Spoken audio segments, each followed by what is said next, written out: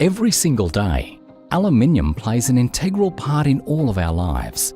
From the cars we drive, to the wires that deliver our power, from the windows in our homes, to the device you are watching right now. Aluminium is a major component in making the world work. So have you ever wondered how aluminium is made?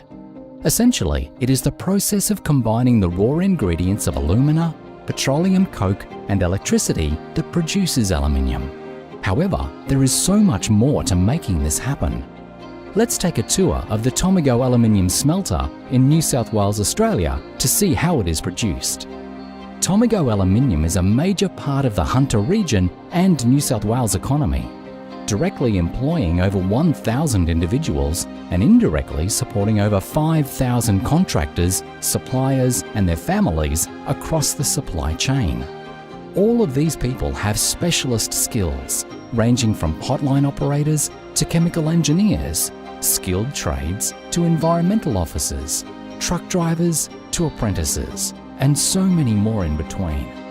The raw material of alumina is delivered from suppliers around Australia and, along with petroleum coke and liquid pitch, is stored at the port of Newcastle before being transported to Tomago for smelting. The Tomago plant is divided into 3 sections: the carbon plant, the potlines, and the cast house. The carbon plant is where liquid pitch and the petroleum coke are mixed to create carbon anodes. Carbon anodes are an essential part of the aluminium smelting process and form part of the reaction that transforms alumina to aluminium. The carbon team is continuously refining the anode making process to produce better results in a more sustainable way. Once the anodes are baked, they are moved to the rodding shop to be prepared for use in the potlines. The potlines are the largest section of Tomago Aluminium, and this is where alumina, anodes and electricity are combined to form molten aluminium.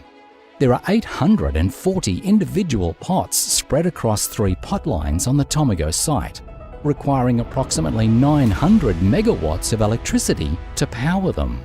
Although that is a lot of power, it's power that is readily available to be given back to the grid to help stabilise electricity supply across all of New South Wales.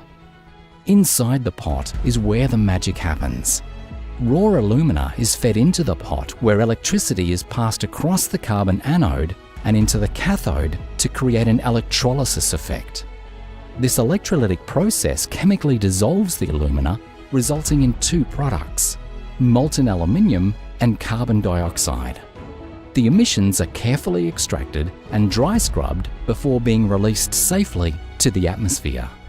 The 960 degrees Celsius molten aluminium is siphoned from the pot into a ladle that is then placed onto a transport vehicle and moved across site to the cast house. In the cast house, there are 12 holding furnaces that hold up to 55 tonnes each. The aluminium is held here before being cast into ingots, billets and slabs. Ingots are a standard aluminium product for which the price is determined by the London Metal Exchange. Billets and slabs are alloys that are made to specific customer requirements and contain different levels of other metals. The processed aluminium is then stored on site before being transported all across the world to be used to manufacture all manner of products.